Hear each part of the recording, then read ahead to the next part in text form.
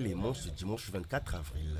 Eux, ce sont quelques hommes et femmes sympathisants de l'association Djata Château d'eau Innovation, munis de matériel aratoire, ont procédé aux travaux de salubrité dans l'enceinte de l'école primaire Alphonse Massamba Déba, située à Djata, dans le 1er arrondissement Makilikili.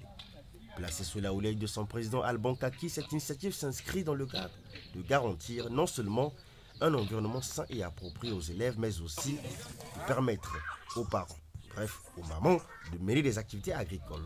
Le président de l'association revient sur le bien fondé de cette opération. En fait, ça c'est une école. Vous voyez, cette école est pleine à 60% d'herbes sauvages. Et je me souviens quand moi j'étais élève, on avait ce qu'on appelait une école en champ. Et cette fois-ci, dans le programme, c'est faire en sorte de désherber. Et nous avons déjà identifié des mamans qui vivent autour de l'école avec des parents d'élèves. Et nous allons les aider à pouvoir faire des champs.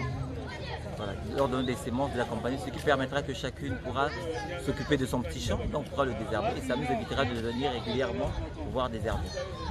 Si on désherbe, si on permet à des gens de faire un champ, autant les élèves peuvent participer pour nettoyer, autant des gens peuvent produire quelque chose à vendre ou à commercialiser. Conscient qu'il est important de se mettre ensemble pour pouvoir trouver des pistes de solutions dans différentes problématiques d'ordre sanitaire, alimentaire, économique, humain, environnemental et éducatif, Alban Kaki n'est pas resté en marge en y apportant sa pierre à l'édifice dans le domaine de l'éducation, d'où en y instaurant des cours gratuits à l'endroit des élèves. Le concept des cours gratuits part de 2017. Tout cela est parti d'une analyse. Les gens qui habitent autour d'une cité ou d'une zone apprennent elles-mêmes à analyser les problématiques de leur environnement et se mettre ensemble pour trouver des pistes de solutions. Donc tout est parti de là. Je vais commencer par l'éducation. Donc j'ai voulu analyser un peu le taux d'admission aux examens d'État sur les 10 dernières années. Et il s'avérait que depuis 2009 à 2015, le nombre d'admis dans mon arrondissement, dans le niveau baissait. Et on a fait une analyse, on s'est rendu compte qu'il y avait un lien de corrélation. La plupart de ceux qui rataient, ce sont 83% de ceux qui ne faisaient pas les travaux dirigés. Ensuite, on allait plus loin, on s'est rendu compte que la plupart de ceux qui ne faisaient pas les travaux dirigés, c'était des enfants à 83% dont les familles n'avaient pas les moyens. Donc ils pouvaient payer l'école de l'enfant, mais ils ne pouvaient plus faire face aux travaux dirigés. À ce moment, j'ai rassemblé les enseignants pour leur dire, voilà notre premier défi communautaire. Mon neveu, dans un quartier, si l'éducation baisse, ça veut dire que dans les 5-10 années, vous aurez des bandits, vous aurez des oisifs, vous aurez des jeunes filles mères, vous aurez beaucoup de déviations. Donc ensemble, il faut qu'on contribue à améliorer cette courbe descendante. Et c'est là où on a lancé ce concept depuis 2017.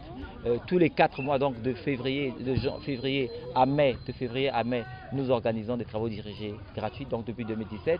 En 2020 et 2021, on ne l'a pas fait à cause de Covid, mais là on l'a repris encore. Et dans 4 mois, nous avons plus de 250 enfants de SEM2 dans la circonscription qui bénéficient de cours gratuits de soutien pour préparer leur SEM2. On leur donne tout, ils ne viennent qu'avec la tête. C'est valable pour les enfants de terminale. Ceux de terminale, ils font cours à Anne-Benoît, dans un seul lieu. On a près de 324 enfants jusqu'à hier soir. Alors, il faut que les gens puissent s'aimer, il faut que les gens puissent mieux se connaître, il faut que les gens puissent se soutenir et il faut que chacun soit au service de sa communauté. Il faut que les gens se mettent ensemble, malgré les péripéties, malgré les difficultés quotidiennes, et toujours se projeter vers l'avenir.